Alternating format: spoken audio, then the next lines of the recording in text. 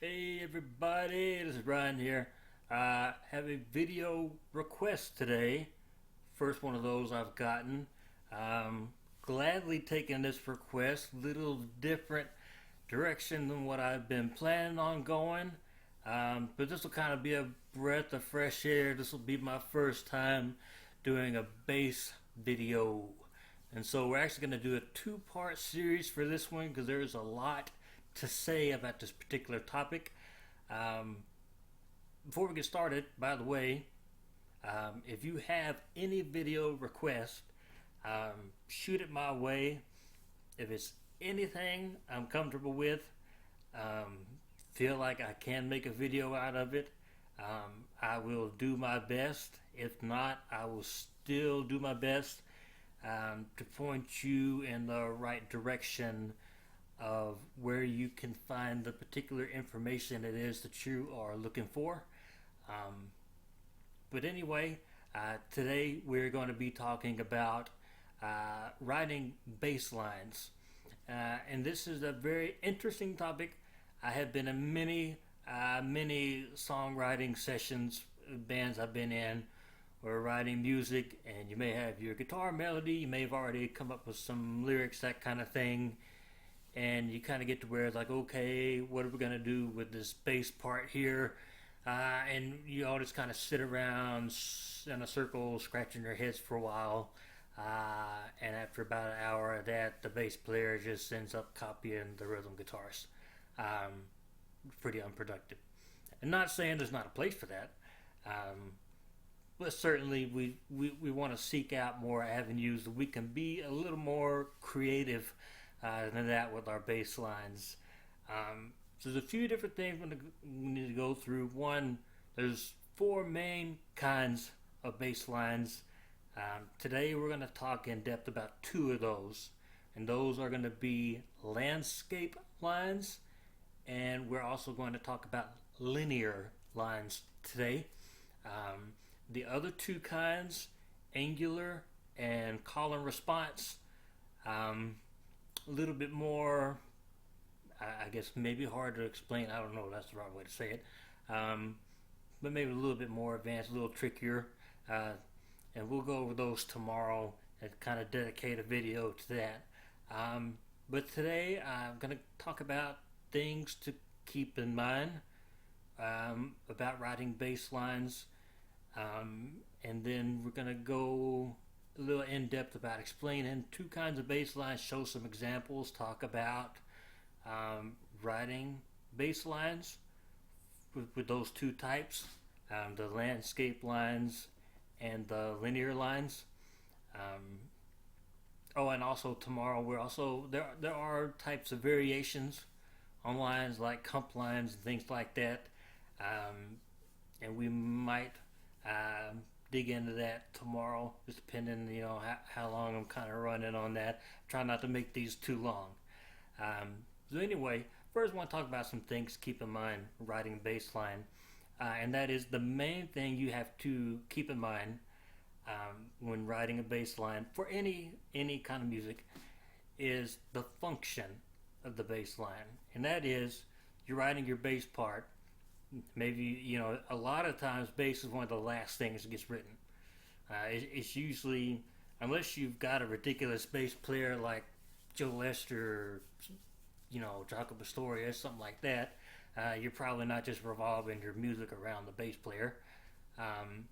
But a lot of times other music kind of get first, and then, you try to figure out, what it is you want to do with the bass line. But the function of the bass line, what its purpose is, what you're trying to accomplish with the bass line is the number one thing you need to keep in mind when you're writing these things.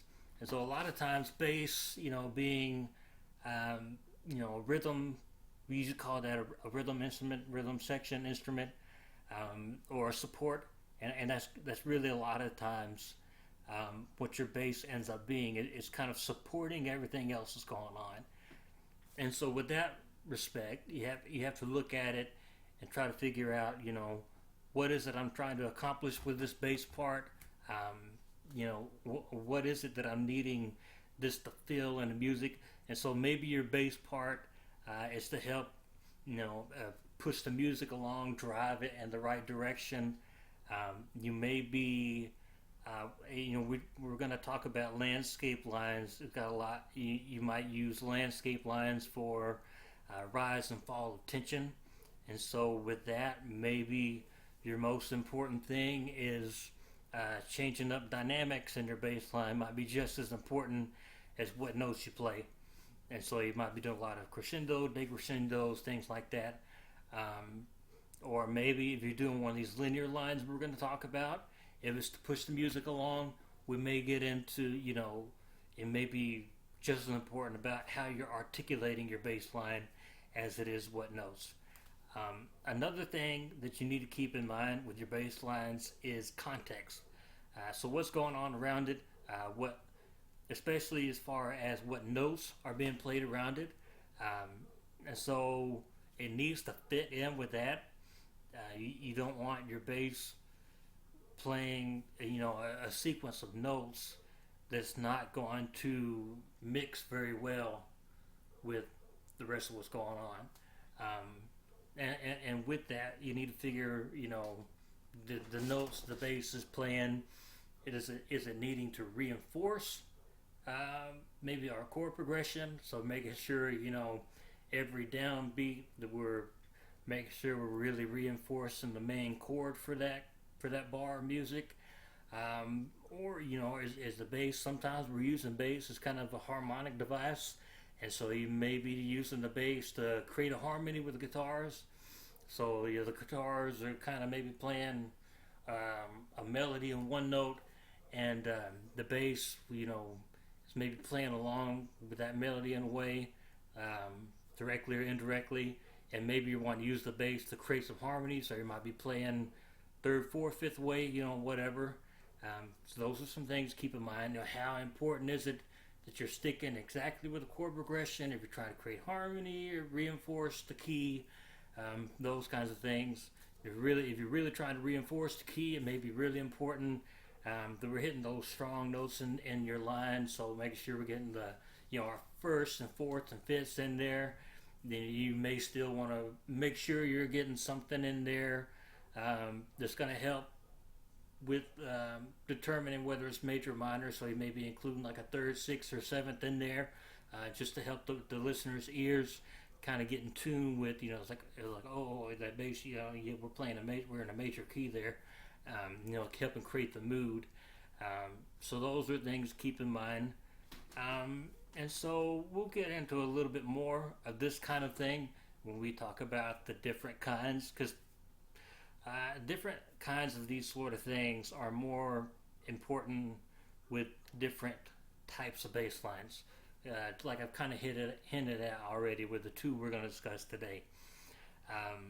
So how we categorize these bass lines, how we come up with these four types, is bass lines are categorized by their contour or topography, however you want to look at that.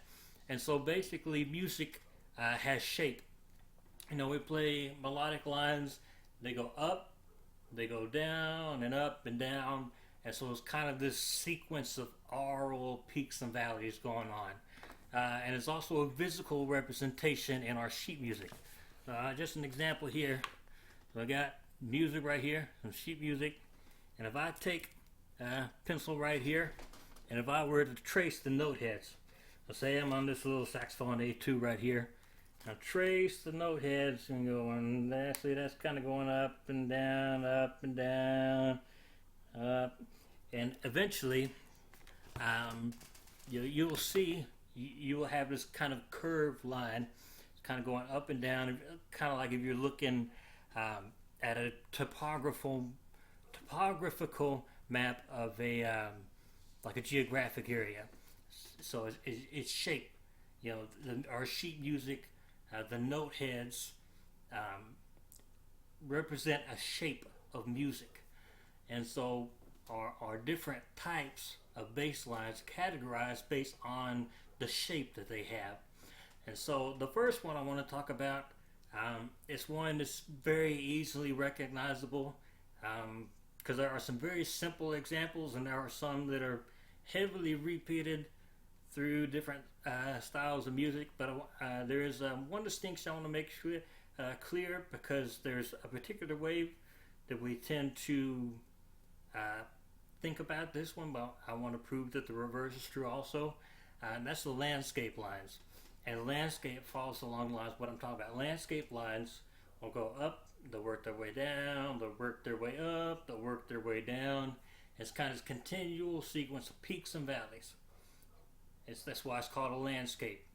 And so with the landscape lines, I want to keep in mind here, because usually, and I'll show an example here of this in a second, we tend to think about landscape lines as starting lower, like on a root or something. And so, it starts low and goes up and down and up and down, because that's probably the most common way the landscape lines are used. But I will show an example from a famous song that we might not think about being a landscape bass line, but it is, and it's one that it starts higher and it works its way down and back up and down and up. And sometimes, one thing to keep in mind with these bass lines, sometimes bass lines will be very repetitive, sometimes they're not. So sometimes you may have a bass part that's pretty much kind of repeating the same thing. And sometimes you may keep it landscape. So if you started with landscape bass line in the beginning, as the song progresses, you may keep doing a landscape style of bass line, but you may not necessarily be playing the same notes.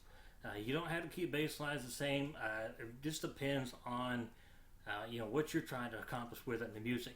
So first, I'm play very quickly a little example of a landscape bass line that starts low, works its way up. You will recognize this very quickly as one.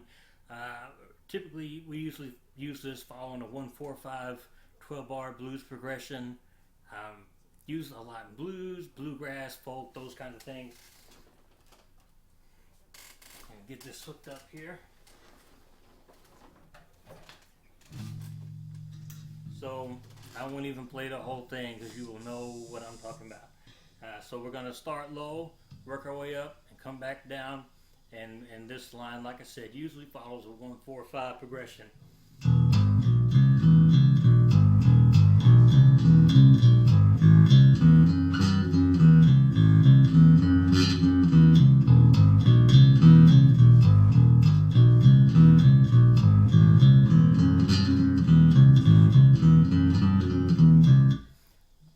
So you see,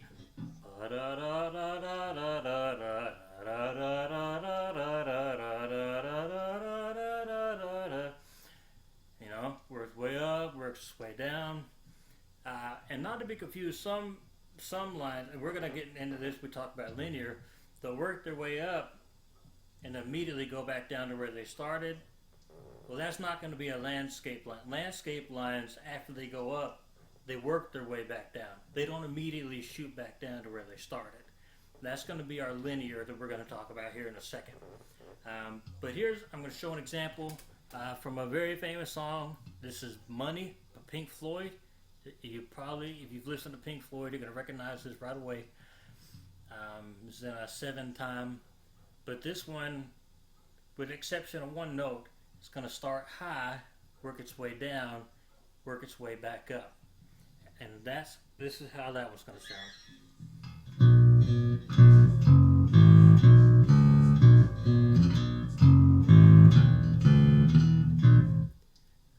Hold on a second. Lost grip of my pick there.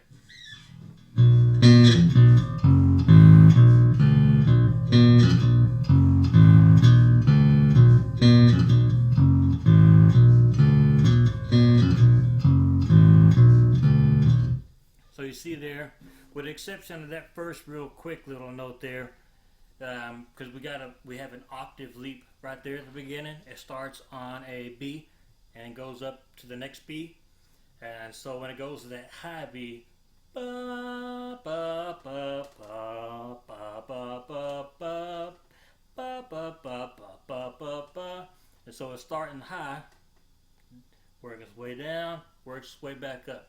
Apologize for that little mistake there. I've never used this pick on a bass guitar before and it feels weird. But anyway, hold on a second. So anyway, that's kind of landscape line. And it's going to be, landscape lines is a really good one. Well, I mean, it's just very common. It's got a lot of uses. And here in a second, I'll show example of, because I know a lot of you guys out there are rock players that I know that might be watching this video. I might have, quickly kind of improv your little rock example. But they got a lot of uses, super common. A great way of using those, incorporate crescendos and decrescendos. So if you're starting at the bottom, you're going to crescendo going up, decrescendo going down. And what that's doing is increasing and decreasing tension. Because that's a lot of what good music does, is it builds and releases tension. Now, it's not always that quick, the way we build tension. But like an example of kind of a longer, if you've ever listened to the progressive metal band Tool, most of their songs will start out kind of a little laid back, and they will spend 9 or 10 minutes just building tension the whole way. But one thing to do every once in a while, they'll make you feel like they're kind of getting to the climax, and then, well, maybe we're kind of working our way down. And then you might feel like you're about to reach the climax, kind of works its way down. But generally, music will kind of build up tension until towards the end of a song, we've had this big moment, climax, we're kind of working our way towards. And so dynamics is a great way of building and releasing tension. And those landscape lines can be a great way. And also, you don't have to rise and fall that quickly.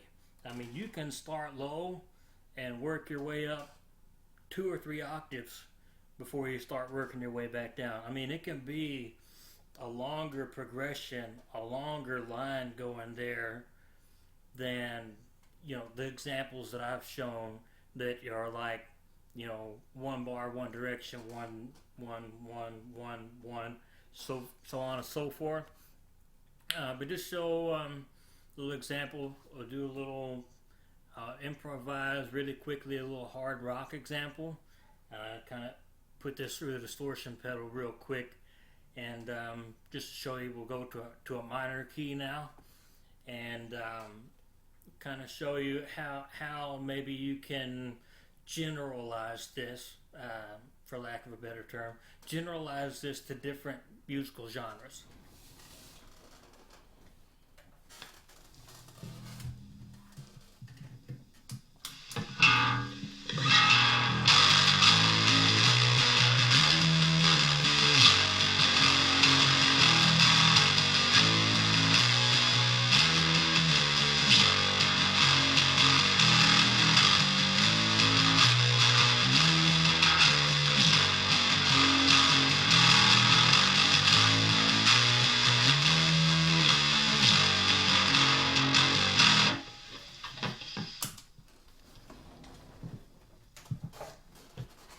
So there's an example of how maybe you can generalize that to more of a heavier application. You can see those kind of things. If you need a quick line, it is not hard to come up with one of those, especially because, like I said, it's used a lot in music.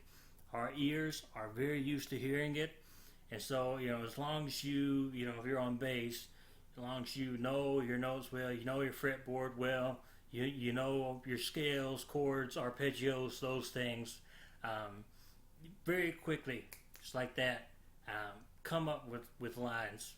Now, I mean, I was playing that on its own.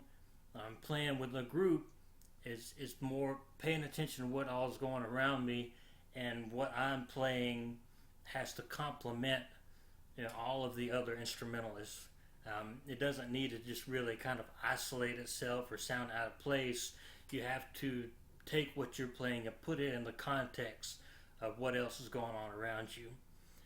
So next, I want to talk about linear lines, and that is basically music that's just, it's progressing in one direction, and it really only goes in one direction. And it'll kind of go, if you're drawing it on the sheet music, tracing the note heads, just kind of be a line going up or a line just going down, but it doesn't work its way back in the other direction. If it ends up in the other direction, it just automatically jumps there. It doesn't work its way back there. And linear lines, like I said, they are really good.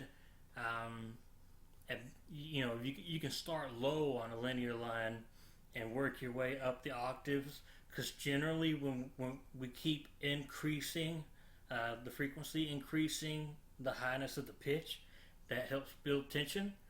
And so if you're trying to increase tension, especially over a sustained period of time, I mean, you can start all the way down here and you're working your way up, and you can really build that tension up. Or linear lines also, because they don't have all the different back and forth movement to them, can be really good at driving the music along, pushing it along. And so linear lines, a lot of times I would say stress, the articulation. If you're trying to push the music along with the linear line, then you're really going to want to give a nice clean articulation that's almost, kind of percussive like. A lot of times your linear lines are really going to fall in line with kind of the percussion to help, because the percussion, that's kind of one of the main jobs of like your drummer. It's going to be to push the music along and push it in the right direction. And linear lines are a great way of doing that. But once again, really simple. You have your notes you start on, and it just keeps going up and up, or you might start higher, and it just continually goes down. So here I'll really quickly, because I don't want to really stretch this out too much longer, I'll make up a quick linear line here. We'll go back to a kind of a hard rock style again, just to help us generalize this, because I don't want to hit jazz too much, or blues too much, or whatever. I mean, I try to hit different styles, but go back to hard rocks. I know a lot of you guys are gonna be interested in that. And I'll start low, I'll work my way up to about the octave, and then jump back down and repeat it. And a lot of times your linear lines are going to be more repetitive in nature, especially in rock music.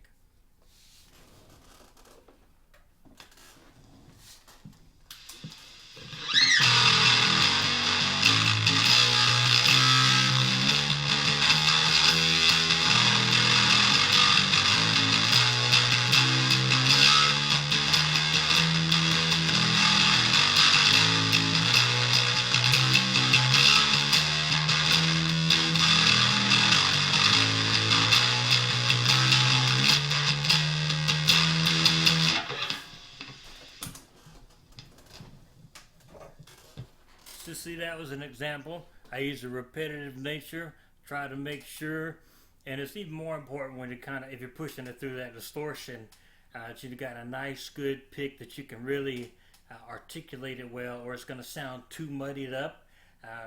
But I was getting that nice little rhythm in there, mixing up the rhythm a little bit with the notes, but I kept pushing the notes in one direction until with that one I got to the octave. After, was it 2 bars or whatever, and then jumped back down and repeated it, and kept going through that. That's just one example. Like I said, any of these, there are all kinds of examples. I don't have the time to go through all these kinds of examples, and to kind of go through it real quick to help you kind of get the idea. But yeah, just to kind of summarize some of the main things we're keeping in mind. The contour as the shape of the line, the function of the line, what is its purpose, and the context of the line, what's going on around it, and how is it fitting and helping what's going on around it. I really hope you guys got something out of this lesson, especially you bass players, but really anybody, musician out there or loves music. Hope you got something out of this that you can apply to your music endeavors. And stay safe, guys. See ya.